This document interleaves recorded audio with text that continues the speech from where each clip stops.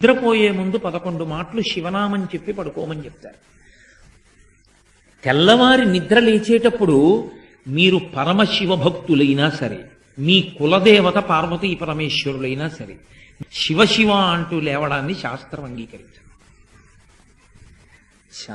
శాస్త్రమే. శివుడు కేశవుడు రెండని నేను అంటలేదు, కానీ దేని స్థితి దాందే అంతే.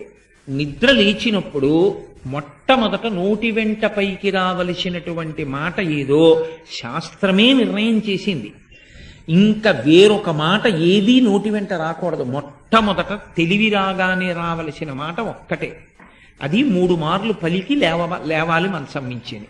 శ్రీహరి శ్రీహరి శ్రీహరి అన్నాడు.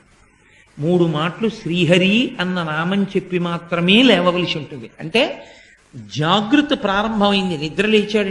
రక్షణ చెయ్యవలసినటువంటి వాడు శ్రీ మహావిష్ణువు.